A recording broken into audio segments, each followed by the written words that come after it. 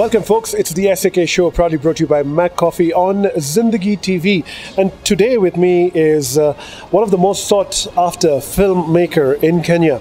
I'm talking about Sippy Chadha. Let's find out her journey.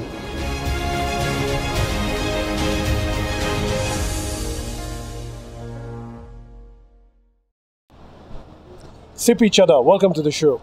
Thank you very much, Shahid, for having me here. You know, I've been following you, and I'm like, I have to put you on the hot seat, and finally you've made it. Thank you for giving us your time. Thank you so much. Just a brief introduction about yourself, please, for our viewers. Yeah, so I'm a writer, director of feature films, and I'm a mother and a wife. Nice. So tell us, filmmaker.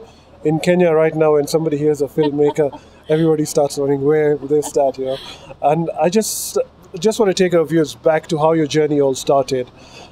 Yeah, you're right, because there isn't much of an industry, and especially 10 years ago when I started. Yes. My journey was an emotional saga, really. I wanted to, there were very pent-up feelings, emotions from my childhood, and I wanted to express them through the medium of film. Writing wasn't enough. Yeah. Okay. So you used to write before? Yeah. Wow. The whole world must watch my point of view. That was the urge, and it has to be visual. Yeah.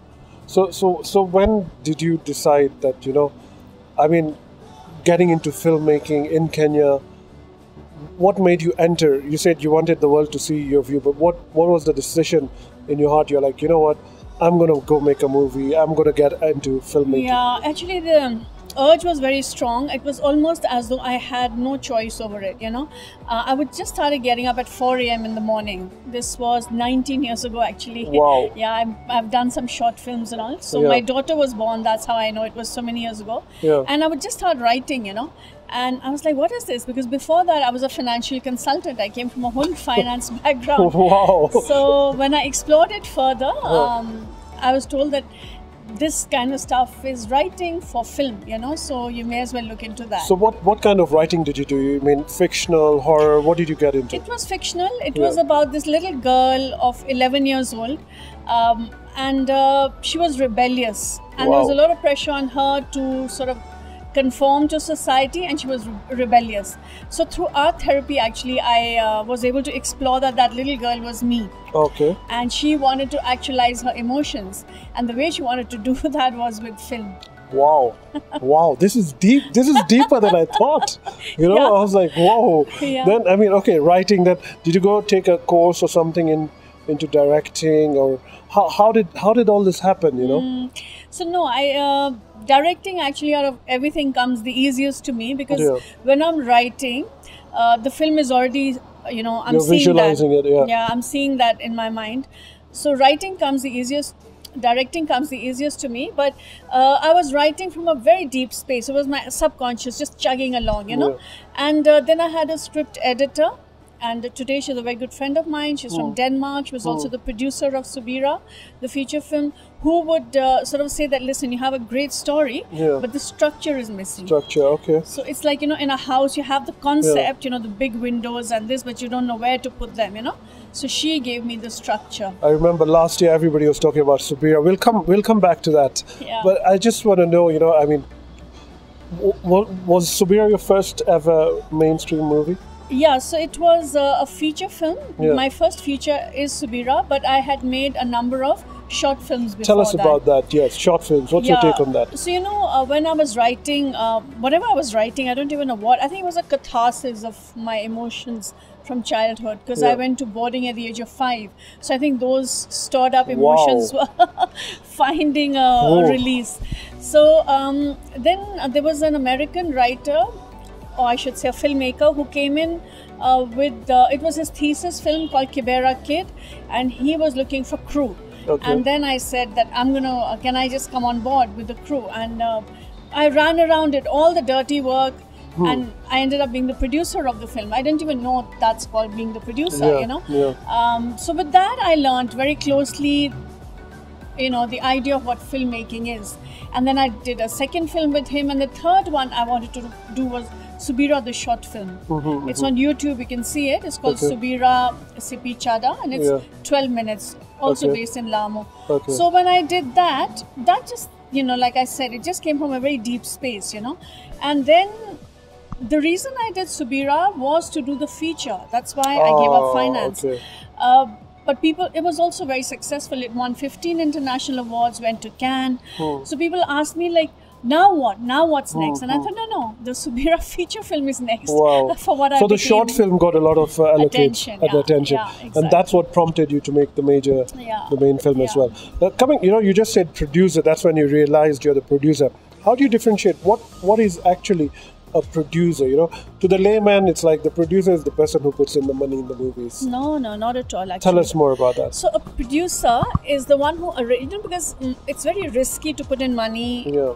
So the producer who is someone who will arrange for finance from financiers and who will oversee the whole project, from conception to the end. So there are many parts of making a film. Yeah. For example, so now I'm writing my second film, for example. So that's a whole different process we can talk about. Yeah. Once the script is approved, locked, everything, then you have an agent. Uh-huh.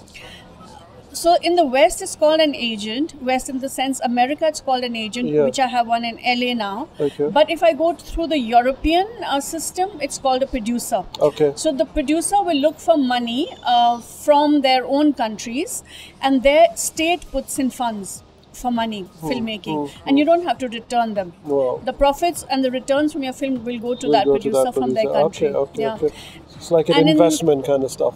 Yeah, and in America, it's all capitalism. So, so for example, my agent will take a commission. We signed a contract, and she believes in I've just given her the 2-page synopsis. She loves the story. It's a Nairobi-based story, and then the girl goes to Bhutan. That's the second film, and it's an Indian story, of course, mixed with the local Kenyans as well.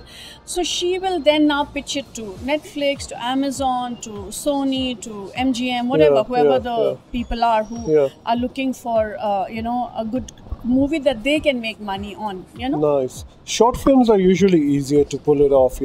Less time and less money involved as well, and everything. Yeah, exactly. And it's a great way of learning. So coming up to such a major film that you did, Subira, we'll talk about that in a bit. But I just wanted to know, being in Kenya, isn't it very challenging to make a movie on such a big scale? Yeah. I think you have to go step by step. You have to do the short films and make them absolutely fantastic quality. So they travel. Like Subira, the short film traveled. And with that, I got traction. I got my producer, who's from Denmark, Vibeke Mwasya. I got her on board. And even the writer, she was also my co-writer. Yeah. So the success of your short films will lead to the feature film, And it's all courtesy of digital. Yeah. YouTube, and it's easier to spread it out. Yeah, you're very right. But you need the links as well. Yeah, true. And also your writing, for example, has to be top quality. Everything, you know. If it's top quality, you're going to draw in success. But there are a lot of quality out there. That's why I said the words, you need the link to succeed also. I don't know if you agree with that or no.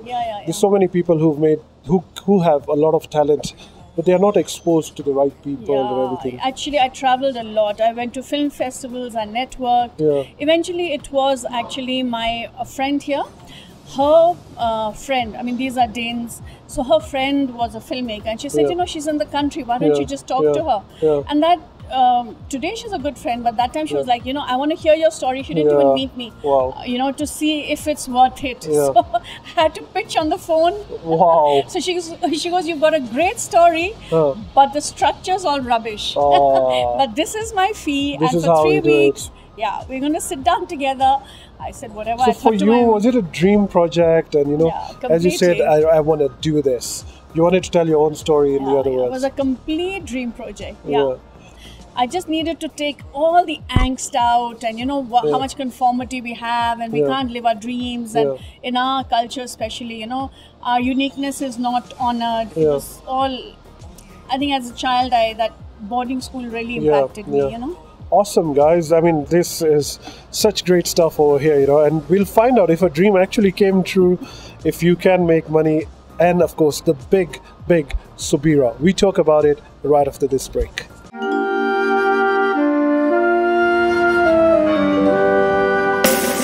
irresistible recipe, rich and creamy. MacCoffee Cappuccino di Torino, coffee with Italian character. So the major breakthrough, Subira. I mean, as I said, last year everybody was Subira.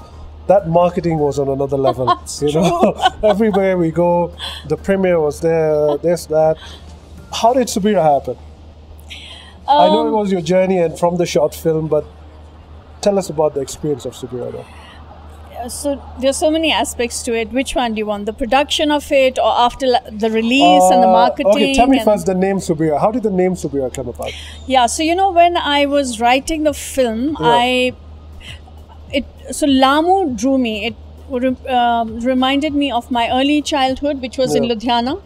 So I had to shoot there. And then she gets married and she comes to Nairobi, which was also what I did. So it had to be Nairobi. And what name would I give it?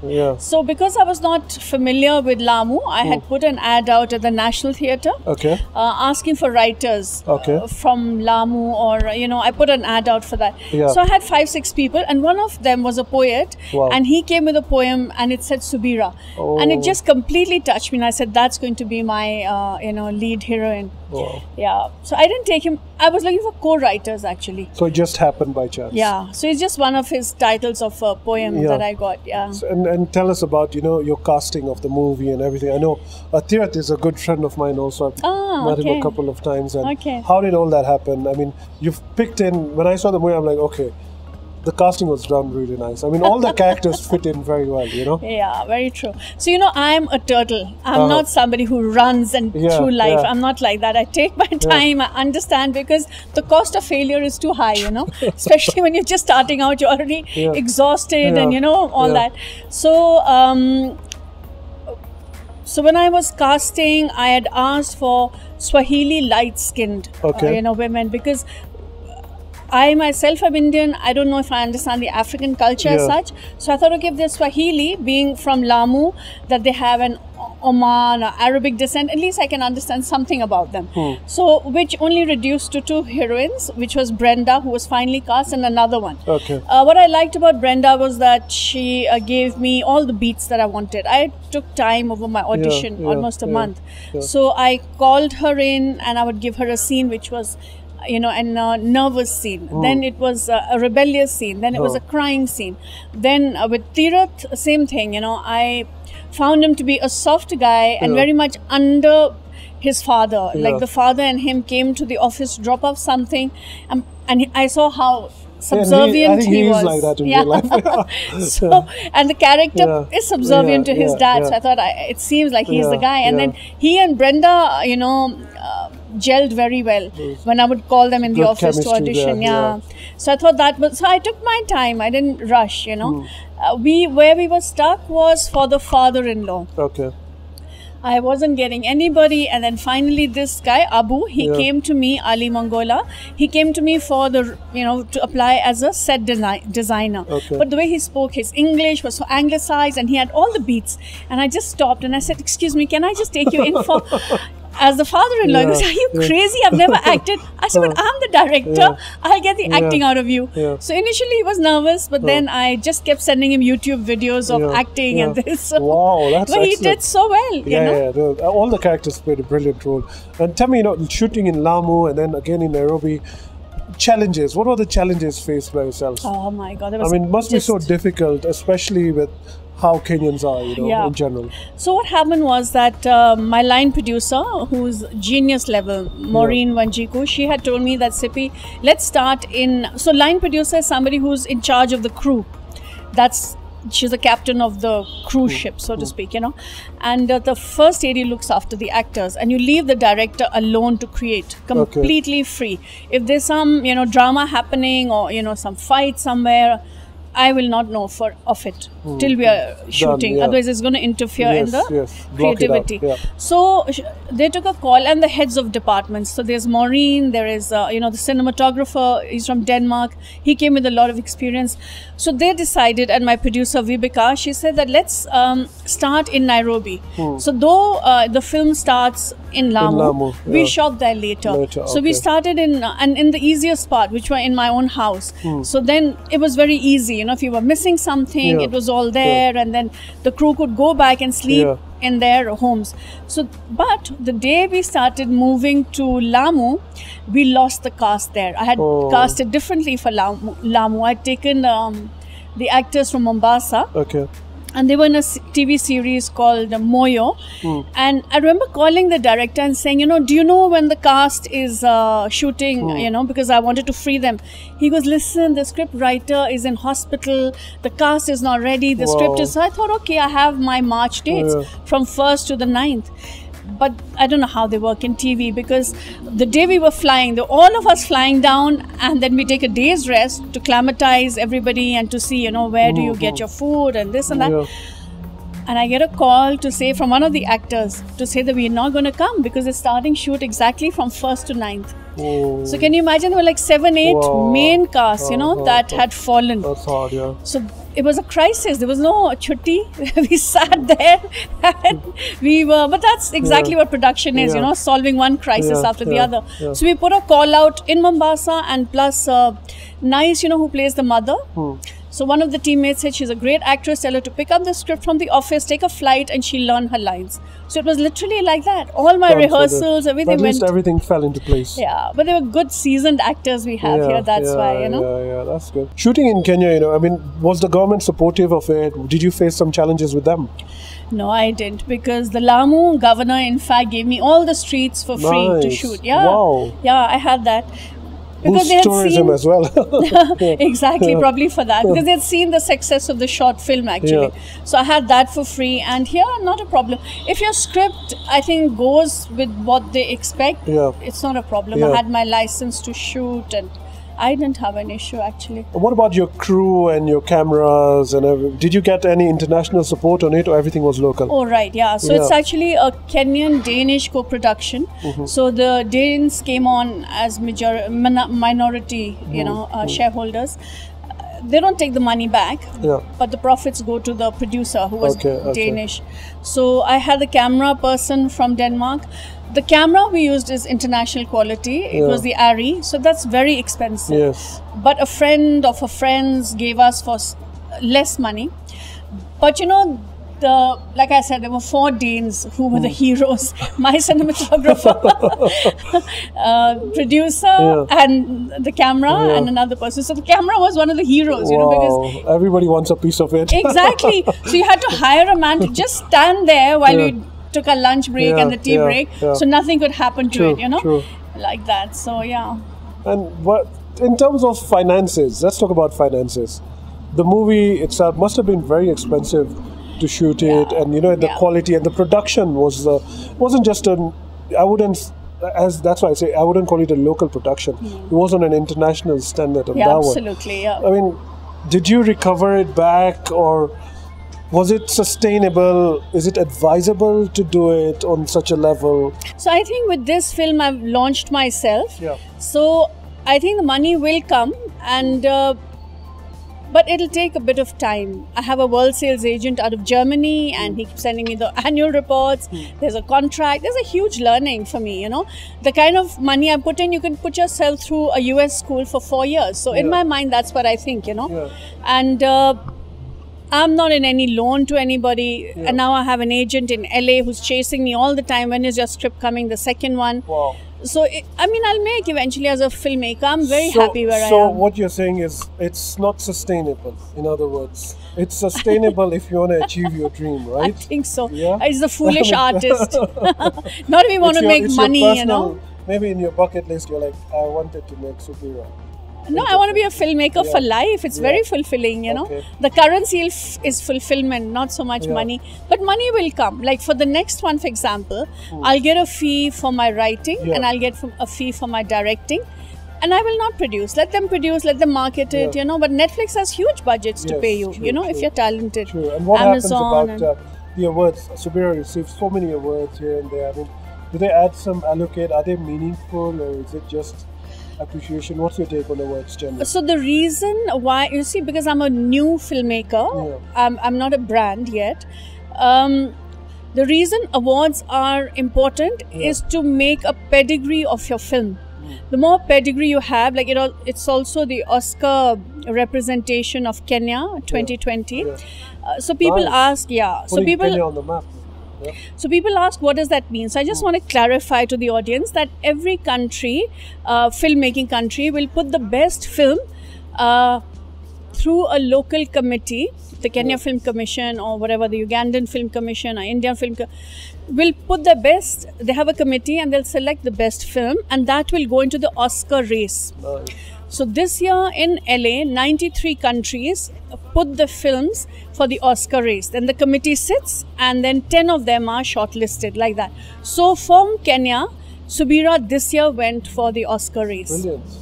Brilliant. Just to clarify that. Yeah. So that's a badge for me for life, you know. Yes. And that's why I have an agent today. So you have to progress. And my sister-in-law, by the way, is Sippy Chadha, which who made Bend It Like Beckham, Blinded by the Light. Yes.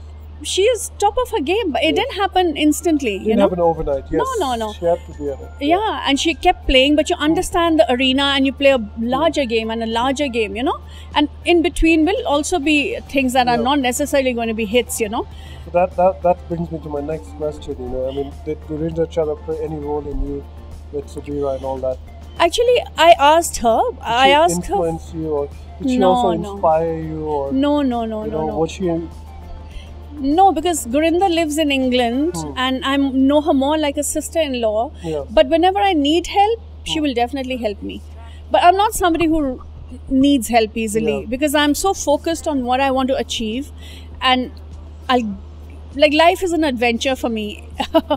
I don't want handouts, you know. True. I don't know why I'm just made like that. You're like, my way or the highway. I want to do this. That's this exactly what right? it is. But she will help. If I ask, she will gladly help, you know. So final product, Subira, were you happy with it? You know, sometimes they say, if it's the same producer, same director, same writer, it's a mess. Yeah. That's a saying, you know, in the market. Oh, is it? But with you, what do you have to say about that? So if you ask my editor and if you ask Vibeka, my producer, she's like, oh my God, she is such a stickler for detail. So for example, one time, you know, in Kasarani, we were shooting this scene where this girl is looking at the swimming pool and Subira is supposed to be there, but there is no Subira. She's just supposed to look at the camera and say Subira, and she's not an actress. Sarah in real life is not an actress. And I was not happy with the eye movement, and I kept cutting, and the sun was going down and everybody was shifting. And my husband had come on the set with my daughter, and I could hear my producer saying, oh man, I would have cut the scene long time ago. It's only your wife who's going on. Perfectionist. Totally, perfection and 10 times more. And then the editor, there's Rose here locally, but there is one in Hollywood called Terry Kelly. And he was also so fed up. He's like, when I am telling you, he's a 70-year-old guy who's done so much editing in the top. He works with magicians and all these top notch, you know. During the day, he works at Paramount and all. So then they take on these pet projects when they're off. And he's like, it's done. And I'm like, I'm so sorry. We still have to keep going to like get it, you know. So I can be a real pain. But you were happy with the overall product of Subira? Yeah, it was wow. It was just wow, you know.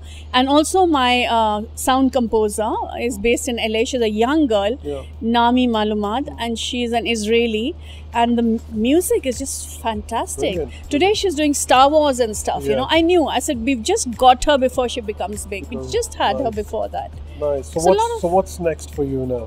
When's your next production, or what are you working on now? Yeah, so now I'm writing again. Yeah. I'm writing an Indian story here in Nairobi, and then the lead is again a woman in maybe her late 30s, and she goes to Bhutan, and how does she find, you know, she's stuck, I think, I can't give the whole plot away, but she's stuck somewhere, and then she finds herself. So, it's all about finding yourself, you know. I think so, and your uniqueness and your voice. I think men have it easy. I really feel so. It's on a platter. No, you have to hustle every day. That's true. That's probably the only hustle you have to do. But for us, we just have to even get it used to be anyway, you know. So I see that around me. What inspires me to make films? Subira was, of course, my own story.